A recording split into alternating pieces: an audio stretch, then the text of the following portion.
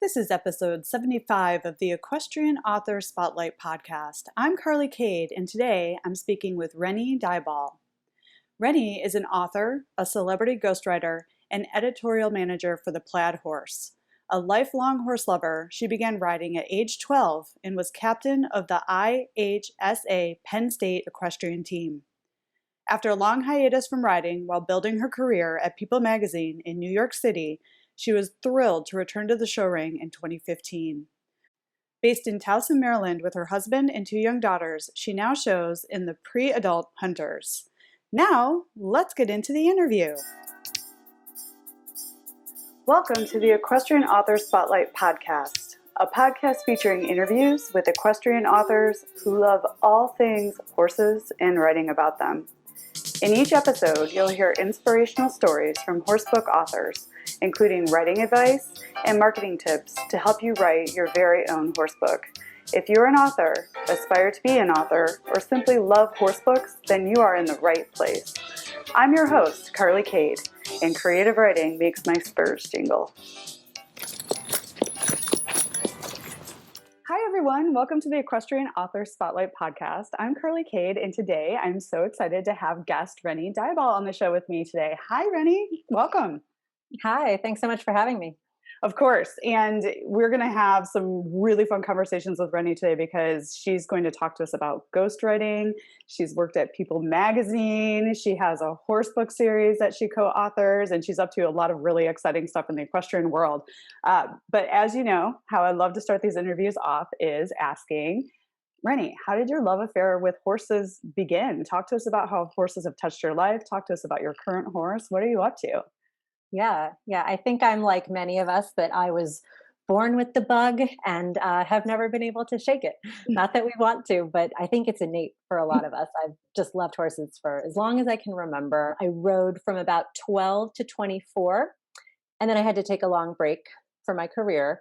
I lived in New York. I was a fact checker at People magazine. All of my money went to rent.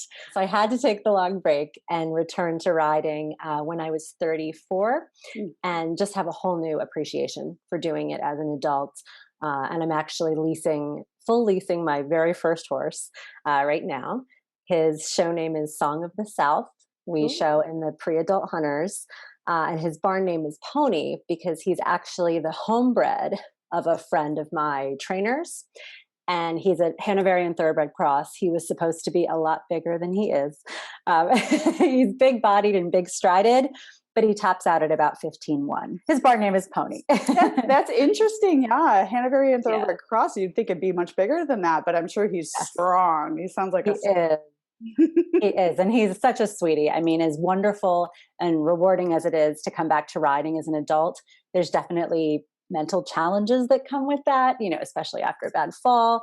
And he is a little on the green side, but just the kindest, safest saint of a horse. So I'm very lucky to have him, and he's perfect for the right now in my riding career.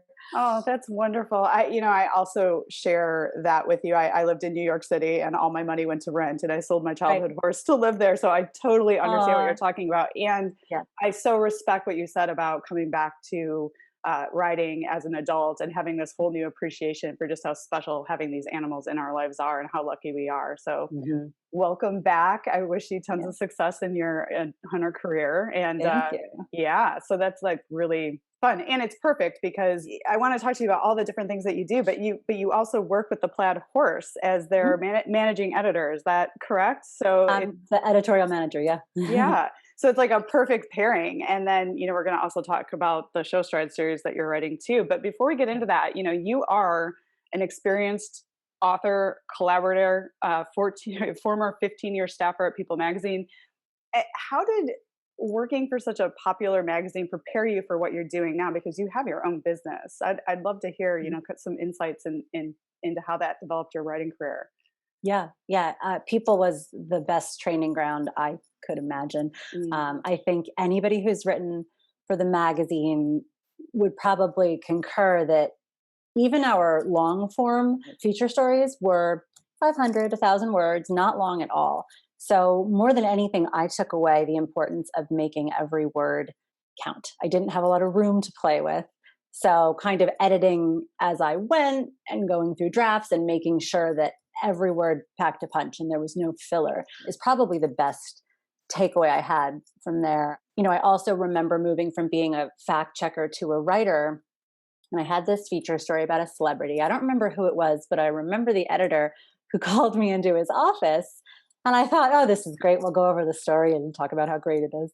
And it was quite the opposite. He very respectfully and professionally took me paragraph by paragraph through the story and pointed out what didn't work and why. And it was humbling, it was necessary, and really helpful to have that standard to live up to. The writing had to be top notch and nothing less was going to work. So it was a good story to edit. It was a very enlightening moment. And I really enjoyed being held to a standard like that. And then editing at people.com, I think, set me up to be able to work not just fast, but with some pace and also smart, kind of like cantering down to the single oxer. You have to have the pace. It was 24/7 at people.com. So I learned to work fast and smart. And so now if I only have an hour to write, if I'm working on fiction, I make use of that hour. Instead of looking at it like, oh, I don't have a day to write, I look at it like, I have an hour. I'm going to close the door. I'm going to close all the apps and I'm going to get this done. Oh, what amazing training to set you up for the future that you're creating for yourself. I mean, and I love that perfect use of every word, and catchy journalism training. I imagine only makes anything you do in the writing realm stronger. I think so. Yeah. Yeah, and I think this is fascinating too. I was galloping around your website preparing for our interview, and it mentions that you are a ghostwriter. Talk to us about why you chose to be a ghostwriter and do this kind of work. Yeah, I think it chose me. Actually, I got lucky being in the right place at the right time. I had just written a feature story about Christian Siriano, who was the first winner of Project Runway, the show on Bravo, and he's now, of course, an acclaimed fashion designer for the runway and the red carpet. And the publisher had already set up a book deal with him. And they loved the tone and the style of my article and wanted the book to be the same. So I was terrified. Always wanted to be an author, never really knew how to get in or how it was going to start. So that was the first book, and it was a great experience. And writing feature stories about celebrities at People really lent itself to just kind of the next step and stretching and opening up and making it book length. So I've loved ghostwriting. I'm still doing it. I'd say the only challenge is really when I'm having to shift between nonfiction and fiction. It's sort of like you have to turn your brain off completely and then turn it back on again on a new channel. But I love and enjoy doing both, and they're fulfilling in their own ways. And that's incredible. And then, so when you have a ghostwriting project, you're writing in the voice of someone else. So how do you prepare for a project like that? Do you interview the person, or do they structure how they want the book to look? Like, how does a project start for you? So it really depends on the client. I've had some who are great writers themselves, and I've been in more of we call it a book doctor role. The one that comes to mind is Andrea Barber from Full House and Fuller House. She's a lovely writer, but a writer is not necessarily an author. As you know, it's a certain skill set. So she would send me drafts, and my job was more of an editing type of a job. With other clients, they just want to talk. And so I do the interview, I do hours of interviews, have them transcribed, and then I take the transcripts and go from there. If it's a public figure or someone who's done a lot of interviews or an actor, I just immerse myself in what they've done. And if you do that long enough, I think I'm lucky enough that it comes easily to me. It's not that difficult to write in their voice and speak in their voice when you've consumed enough of their voice that you take it on. And of course, it's a collaboration. So if there's areas where they might say, that doesn't really sound like something I would say, we work on it together. So lots of back and forth, lots of drafts, just like fiction. Oh, that's so fun. And, I was amiss. I should have said you are a celebrity ghostwriter because celebrities as well as ordinary people with extraordinary stories. That's so exciting. I mean, you really get to, pull back the veil and go behind, and I can so see how working at People would prepare you to be able to help a celebrity write their book. Oh, Yeah. that's so exciting. So what services do you offer? I mean, your website, you have a lot of opportunity for people to work with you, and how do people say they want to work with you and have you ghostwrite for them? What does that look like? Yeah. How would they do that? I work with a couple of literary agents, one of Mm, whom her job is exclusively pairing ghostwriters with authors. mm, So I get some jobs from her. Plenty of people come to me directly, and I do everything from line editing to coaching writers every step on the road to publication. I've been lucky enough to have lots of experience in traditional publishing, but also through the Plaid Horse, more of an independent publishing process. I know we'll get to this later, but I really see the benefit in both traditional publishing and more independent models. And I think it depends on the book, on the project. So I love collaborating with people and helping get their stories and their words to the page. Oh, that's awesome. So like your entire life is surrounded by writing and the writing life and helping people get Mm. their words on the page, which is so exciting. And I think, one of the questions I asked you is which do you prefer, traditional or independent publishing? So we might as well just go there. You said you see the value in both, and as do I. I think a lot of authors are approaching publishing now with like a hybrid sort of model where sometimes they'll work with a traditional publisher, but other times maybe there's a passion project or they're just starting out of the gate and they want full control. So they go the independent route, which is amazing that Mhm. we have these opportunities now to do both or one or the other, whatever, Yeah. fills our heart. So for Yeah. you, you've had experience on both sides. Did you want to talk a little bit about your views of independent and traditional publishing? Sure, sure. I think there are benefits to both. And like I said, I think it's very project dependent. The celebrity ghostwriting I've done has been a great fit for the traditional publishing model because often a pub date is decided upon based on what that celebrity is doing in their acting or singing or whatever it is that they do. So the timing can be very good for promotion. Obviously, with traditional publishers, you've got bookstores and airports and sometimes a lot more visibility and just a big machine and a big push behind it. However, something that the traditional publishing industry does that I think is very different from independent is the life of the book. There's such a push in traditional publishing for the bestseller lists. So it's all about that first week. Mhm. And the push is really the first month, the second month, probably up to a year. And then they're on to the next. And not that that's a bad thing, that's just the model. Whereas in terms of my project with Piper Klemm at the Plaid Horse for Show Strides, we call it a 30-year model. We plan to promote this series forever. We hope that we will have children reading it now that can give it to their children. We try really hard to make the series timeless in that way as well. So I think it comes down to, something like equestrian books are often better suited, I think, to independent publishing because we can really tailor it to the industry. We know the industry. There are certainly successful horse books in traditional publishing, but as you said, the control, the speed with which we can get books out, it really comes down to each project, I think.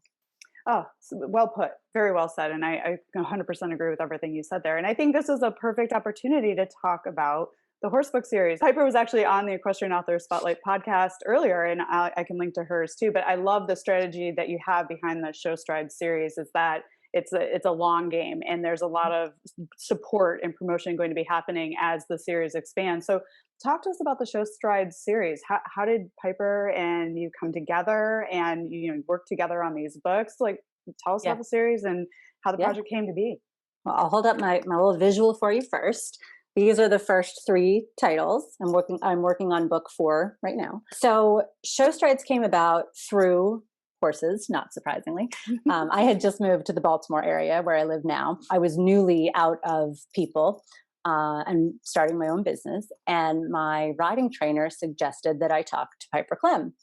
And I thought I would love to write blog posts for the Plaid Horse. What a great idea. Mm-hmm. So I get on the phone with her, and it turns out that she has this book series idea, wants to partner with somebody to do it. And would I be interested? And it's like, don't start jumping up and down, be professional. Like, what a perfect opportunity to have this partnership and to work on this together. So we met at the Devon Horse Show, actually, and walked the grounds and talked about what we wanted the series to be. She has always described it as an updated Saddle Club, kind of a Saddle Club 2.0, with some twists, with some modern takes. We don't want to have a mean girl in the series. We don't want to vilify the rich girl at the barn. It takes all different types, and a big part of the Plaid Horse mission is kindness in this industry.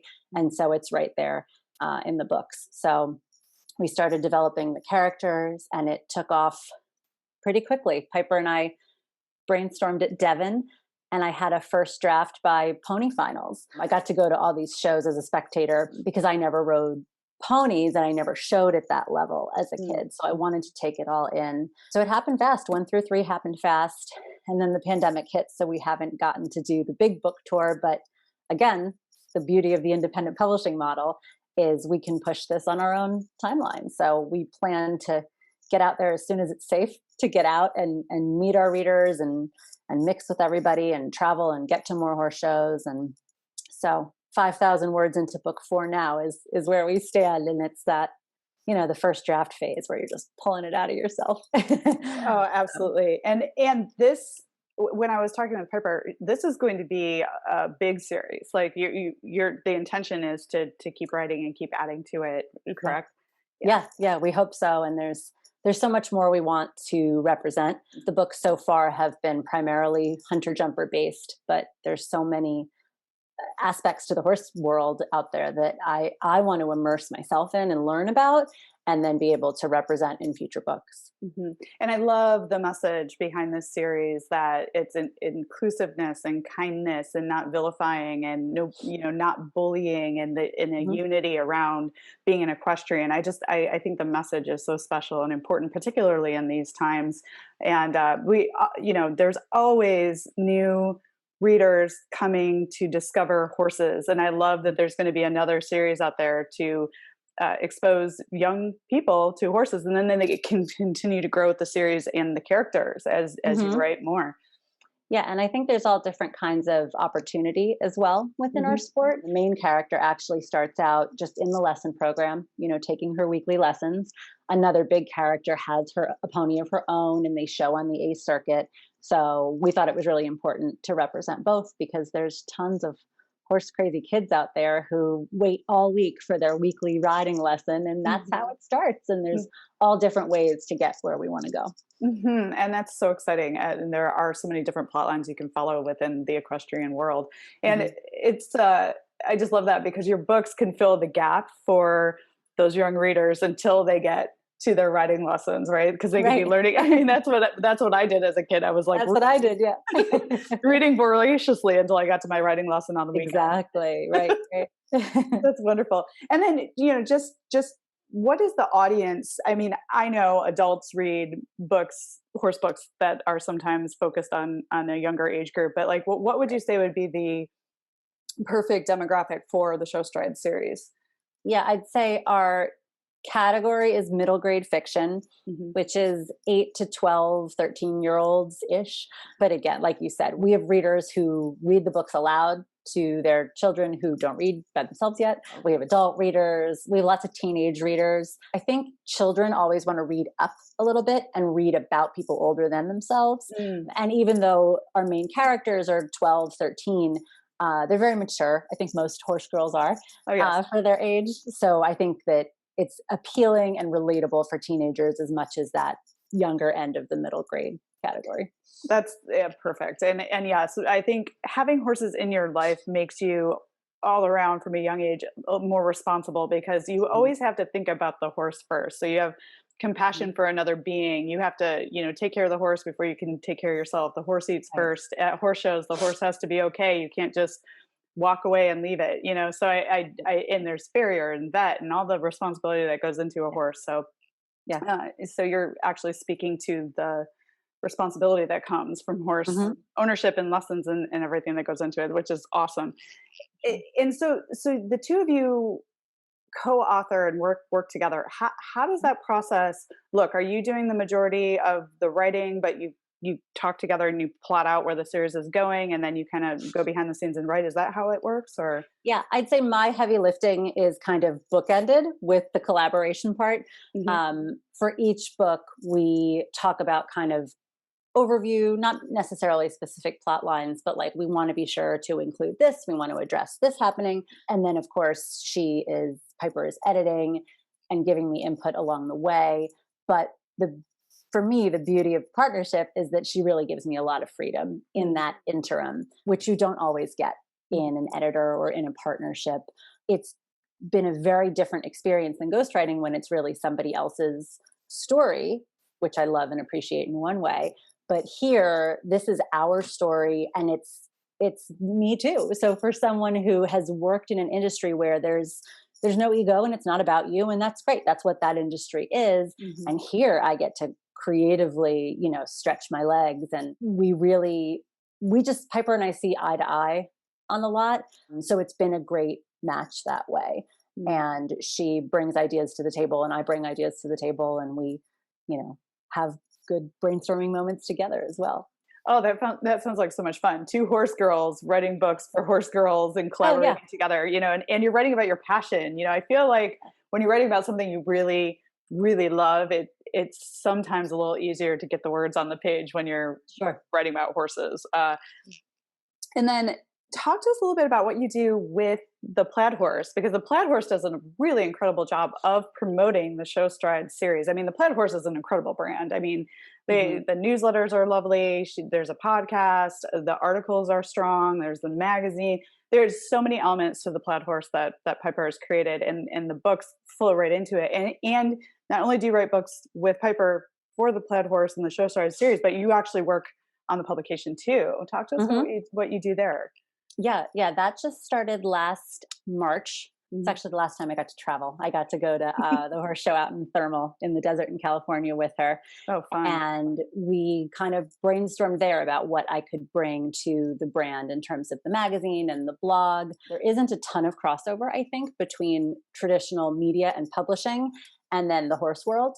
So it's exciting that I can bring both of those skill sets. And I think that's what she wanted, was someone outside the horse world to complement her staff that all come from the horse world. So it's been so rewarding, so much fun to get to work on the brand from all angles. I mean, my 13-year-old self would not have believed that this is what I get to do as an adult. So it's really exciting. That is so exciting. And I find it interesting too, that often, our corporate lives and our endeavors train us, but to come back into like the horse world and connect with our writing and the horses, and the corporate experience that we have only adds to what we end up doing when we find our dream job. It's like, so you have your own business, now you're working with the Plaid Horse, you're writing a horse book series, you're ghostwriting, you're doing all these amazing things, but that corporate experience kind of led you to this moment in your adult life, which is so exciting.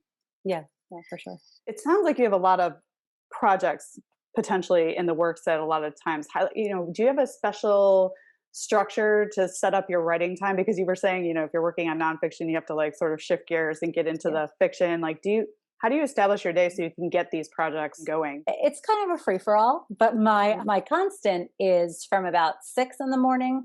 until 8:30 when my husband leaves for work. He's on kid duty and I am here in my office. So it's me and just the constant coffee, and whatever project really needs the most attention at any given time is what I'm working on. I find that when it comes to fiction and pulling out that first draft, I need those morning hours for that. As the day goes on, you get tired, you got lots on your mind. That's good editing time for me, and good nonfiction work when it's somebody else's story that I'm working on telling. But mornings are just absolutely key for fiction. And when we used to travel, traveling was the best for me for writing fiction, because you're on a plane or a train or what have you, and there's no distractions. And so you just put the headphones in and it tends to pour out a little faster than it might in your home office. So so the morning is a constant across the day. It varies day to day. And, some nights when the kids are in bed, some weekends, it's interesting having your own business and being a freelancer, that you sort of never stop working, but that's why you need to love what you do in order to work this way. So I'm grateful for it. It's worth it. I have to remind myself to take a few days off from time to time and just turn off the devices, turn off my brain a little. But that's all it takes, I think, is a few days of just a total reset and refresh. Yeah, spoken like a true entrepreneur. When you're doing something you love, you do work more, but it Yeah. doesn't feel as much like work. And I'm totally with Right. you about reminding yourself to take some downtime. Mhm. That can be one of the most difficult things because and being a creative, things bubble up at the weirdest times. So you have to like run and capture them at the same time. So Inconvenient times, right? absolutely. So I always Mhm. carry a journal with me, or I, say something into my phone so I Into capture the it. phone, right, Yeah. right. And traveling and working on airplanes, my favorite also. For some reason, I yes, you know. put the earbuds in, you listen to some music and you just jam. Yep, And yep, don't talk to the person next to you, and that's like perfect exactly. working time. I miss it. I know. I love that. We'll get back there one of these days. And that's a Yes. funny thing too, is I think once we figure out what's going on with this pandemic, it's sort of like returning to horseback riding as an adult. I think we'll have a Mhm. new appreciation for travel, For being sure. social with our friends, being able to get out to conferences and network again, being able to have book events. I mean, Mhm. it's like I miss talking to readers. I mean, thank heaven for Zoom and the opportunity to do things like this, but there's something about being in person, being at a horse show, Mhm. that I think we'll have this whole new level of like appreciation for once we get through all this. So Yes, that's absolutely. a bright spot I think to think about is just how lovely everyone will be when they get to come out of their bubbles. Yeah. We'll be rusty at it, but we'll get better. We'll get back into the swing of things. And for the Show Stride series, how long are the books on average, and how long does it take you to write one of the books in the series? Mhm. They're not long. Let me see here. The most recent is 165 pages. It's a bigger font. I don't know if you Hmm. can see that. So it's a quick read, but the idea is we want to get our readers reading the first book and then to keep reading. Hmm. So I'd say the first draft takes a few months, Hmm. and then a few more months of editing, and then layout and art and all that kind of thing. And Piper is so lovely about how fast she thinks that is. Hmm. But again, having a training ground like people, I'm just used to the tough deadlines. I mean, that the Christian Siriano book, the first draft we wrote in 6 weeks. Mm. So that was very valuable to see that it can be done. So 3 months for a first draft of a children's book doesn't seem quite so daunting. Yeah, and well, that's fantastic too. And then to be able to add to the series is just it's like a special thing to keep it moving forward and always having something to talk about. And then developing these rabid readers that want more, want more, want more. I think that's why series are so special too, because you develop a fan base and you keep serving them and they grow with you and they love the characters and they give Hmm. you and then eventually they give you ideas for where you could potentially take the stories too. And the Right. great thing is you if you wanted to, you could even kind of open up to other disciplines of riding. It's like you Yep. could start with the ponies and then maybe Yeah. there's a trip to Wyoming and then you throw them Yeah. into a Western saddle. I mean, there's so much opportunity. That's very much the plan. Yeah. So how are you reaching your readers for the Show Stride series? Because it's interesting. I'm sure you have adult readers and teenagers will like this, but when you're trying to reach the demographic that the books are focused on, you often have to reach them through parents. So, and with events off the table, what are you doing to try and get in touch with your readers about the book series right now? I mean, the beauty of Show Strides is that we have the whole Plaid Horse machine behind it. Mhm. So we're hoping to reach parents that way through the magazine and the blog. We have an Instagram that is growing. I think it's just instagram.com/show strides. On the website, theplaidhorse.com/show-strides, we have chapter samples to check out the book that way. So it's really it's engaging with readers wherever they are, which we're finding is a lot of Instagram and a lot of social media. So that's what we're doing for now. The goal for book 4 is to be out by pony finals in August, which is at the Kentucky Horse Park. Oh, perfect. So with any luck, we will we will be traveling, we will have the book, and we will have our audience right there. So it's ever evolving how we're connecting. Yeah, and the excerpts on the Plaid Horse are perfect, and I love your Instagram channel because it's so adorable. It's often young ladies holding up the book or young people holding up the book on the back of a pony. It's Right. adorable. You're doing a great job with that. And Thank you. and then do you have like a team of social media people helping you, or are you and Piper running your Instagram channels and things like that? We have social media specialists. Piper is, I think, continually looking for new team members to specialize and to help us there.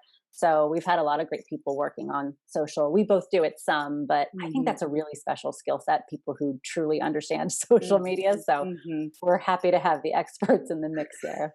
And so fortunate because you both want to be writing the books, and when you're trying to do all things, it can take away from your writing time. So it's Yeah, awesome that you have people to help you out in that endeavor and doing a really for good job sure. at it. You do a lot of different things, and I'm wondering for you. I always like to ask this question because the answer is always a little different. For you in your writing life, what has been the most challenging part of being an author? And then on the flip side, what's the very best part about your author life? I'll take the best part first, if that's Okay. okay. Yeah. I think writing fiction, the most rewarding thing has been writing what I loved to read as a kid and Mhm. continue to love to read.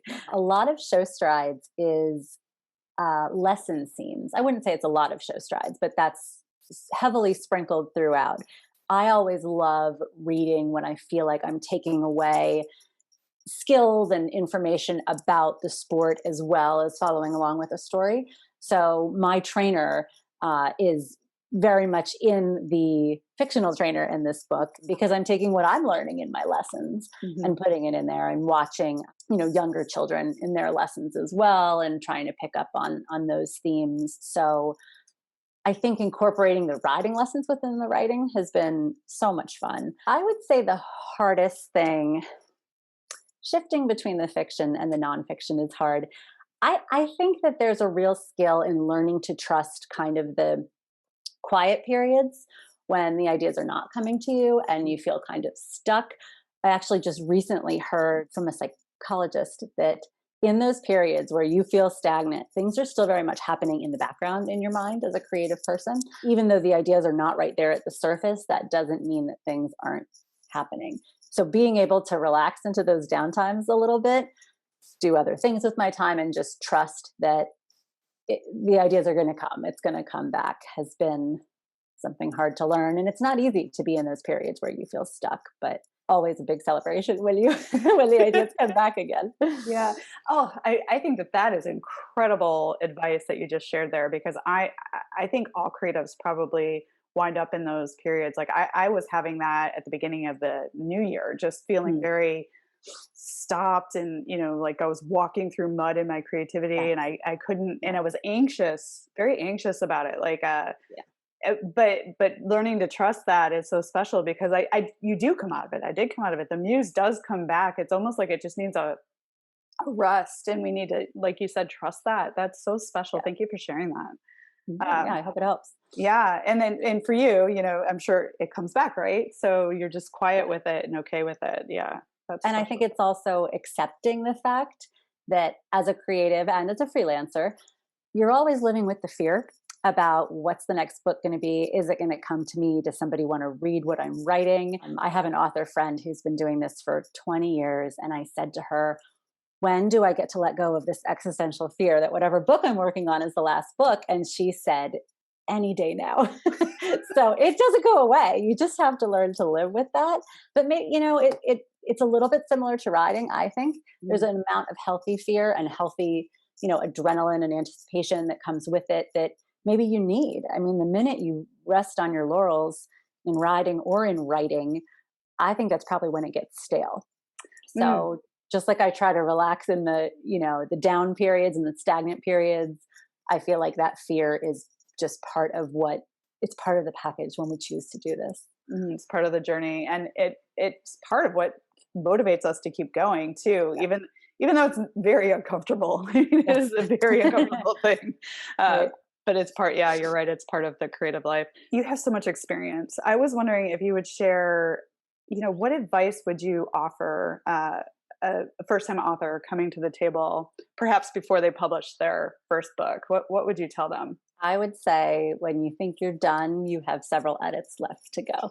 And that's something we all learn the hard way. I wish I knew who said this, but I live my writing life by good writing is rewriting. And as writers and wordsmiths and lovers of language, it's easy to fall in love with our own words and our own passages and that kind of thing. But it's that writer's phrase, kill your darlings. I mean, you have to be able to look critically and edit, edit, edit, revise, revise, revise. The more audience you have before you're published, I think is helpful, whether it's fellow writers, would be readers. I don't think your mom or your spouse makes a particularly great beta reader. People who love you are always going to read through the lens of loving you. So finding somebody who's a little bit more impartial is very helpful. But, to a point, you can't get enough readers, early readers, and you really can't revise enough.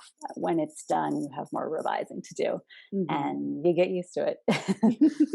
That is great advice. Edit, edit, edit, edit, edit some more, get feedback. Yeah. And and the interesting thing is too, I think the more books you write, the more comfortable with the process you get and the better your writing becomes. And I think a lot of authors sometimes go back and rework their backlist as they get better with their writing, because sometimes it's like, you just have to do it, for heaven's sakes, get the first one out into the world. And like you said, you learn the lessons early on. But that's the beautiful thing too, particularly with independent publishing, is you can go back if you want to and rework your backlist as you grow as an author. But knowing it out of the gate to work with a professional editor, take their opinions and let them help you make your work better. And there's various sorts of editing too. You're right. There's developmental edits, and then there's that nitty gritty line editing. And the work is only going to be stronger the more editing that you do. And you're right. The longer you do this, the more you lean into the process. I mean, for me now, the 14th edit can actually be fun. Because you're taking the words on the page and you're making them sing. I mean, it's the hard part is putting the words on the page in the first place. I would actually say that's my other biggest advice to my clients, to anyone listening, is put the words on the page and expect for them to be terrible. They are not supposed to be good when they first go on the page. But then you have words on the page to work with. So to me, that's the hardest part. It always will be. And then the fun part comes later. Editing does become fun. Yeah. And get the book finished. Don't edit as you go. Get the words on the page, because you're not going to get anywhere if you don't get that first draft down. So that's great advice as well. I'd like to ask those of them too. Is there something that a listener might be surprised to learn about you? Like, can you do a rotating backflip or make a really amazing pancake? Neither of those. But I used to be a concert pianist. My mom required my little brother and I to both dedicate a year to a musical instrument. And he chose the clarinet and I chose the piano. And I love music, but to be honest with you, I think what I really enjoyed about playing the piano was because I'm so competitive that I got into the competitions. I played Mozart duets with a partner at the Peabody in Baltimore, and I think I liked the competition element of it the most. By the end of my piano tenure, I'd been taking lessons and wanted to take more, wanted to work at the bar, just wanted to live that life. So I traded piano for horses, but it was a good run while it lasted. Oh, that's exciting. Oh, well, and the competitiveness, you can just take that and toss it right into the equestrian ring, because that's a good thing to have for that too. Yeah. And I've had so much fun talking with you today. You've shared so much great information. What's next? Where are you heading? What are you thinking? I mean, obviously there's the fourth Show Stride series book, but what are you up to? Where are you going? Yeah, I have several manuscripts in various stages of being finished. I love writing for children. I haven't written for adults quite yet. I hope that will happen. I'm really exploring body positivity right now, particularly for children. I think it's a movement that's really taking off, and it's about time. So much of the diet culture that those of us old enough to have grown up in, it's so pervasive. And I think that teaching kids today that it's not about making yourself smaller, it's about making yourself stronger and appreciating your body for what it can do, as opposed to being, obsessed with numbers on the scale, size on your clothes. It's a problem for so many people, and it's so pervasive. And I think, why not start sooner? So I have some work that I'm hoping will result in a book for children to that end. Oh, I love that. And that is such a special contribution. And you are a mom, so I'm sure you're seeing it in your own children. And I think that's such a special topic. So when might we expect to see some content like that from you? That I don't know yet, but Okay. but I would love to update you when I do. Yes. Yeah, I think when you have kind of a bunch of different balls in the air on projects like this, and you're pursuing publishing in different ways, you just don't get to control the timeline, and that has been so hard for me. But that's part of my 2021 goals, is to trust the process and trust the timing, and just to keep immersing myself in it. My drives to and from the barn, I am constantly listening to podcasts and audiobooks, and most recently about body positivity, because that's kind of my latest fascination. But I think that there's so much downtime in our lives that if just turning off is good for you, great. If you're a little antsier like me, using the time to listen when you're doing something else has been awesome. I'm so hooked on audiobooks lately. I find it hard to sit down and read a book. I'm just so into being read to lately that I just started a book because I'm like, this is not a great habit to only listen to books, but it's a great addition, as a writer with your reading, the audio format as well. So Absolutely. And I love the idea of, driving back and forth, using that time to increase your knowledge or learn about a topic that you're interested in. I'm 100% for that. And I actually loved your answer to me asking you when we might expect something, because this is a mistake authors and writers often make is, yes, yes, a lot of us work against a deadline, but saying when is often not when. You just have to trust that it's ready when it's ready, and then you can bring something to your readers, because promising a date often leads to disappointment, because writing is not easy, and editing sometimes takes longer, or things get in the way, or life happens. So I'm working on not saying by when. It'll just be available when it's ready. So yeah, exactly.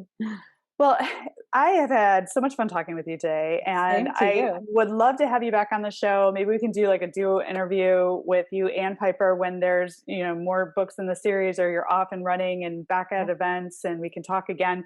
But in the meantime, where can listeners find more information about working with you, and also more information about the Showside series and what you're doing over there? Yeah. My website is renniedyball.com, RennieDyball.com. On the Plaid Horse, you can find theplaidhorse.com. You can find all kinds of information about show strides on Instagram, and all 3 books are available on Amazon. We have the paperbacks, we're on Kindle, and we're also on Audible for the drives to and from the barn. Perfect. And book 4, not to put an early pub date on it, but we're aiming for August, but surely 2021 will be the 4th book in the series. Perfect. And I will link to all of those places in the show notes, so you can get directly to Rennie and the Show Stride series and learn more about what she does. Thank you so much for the gift of your time today, and I wish you so much. Tons of success. Thank you. Same to you. Thanks for joining us this week on the Equestrian Author Spotlight podcast. I hope you enjoy these Q&A sessions with wonderful equine authors who love all things horses and writing, just like me. Visit my website, carlycadecreative.com, where you can read the show notes, and make sure you never miss a show by clicking the subscribe button now. This podcast is made possible by listeners like you. Thank you so much for your support. Want a free guide to secrets of horsebook authors? Gallop over to carlycadecreative.com/wisdom to have author advice delivered instantly to your inbox. If you are an author who writes about horses and would like to be spotlighted, please let me know. Visit my contact page at carlycadecreative.com to fill out a request. I'd be happy to have you on the show too. Thank you for tuning in to the Equestrian Author Spotlight podcast. See you next time. I'm your host, Carly Cade. Creative writing makes my spurs jingle.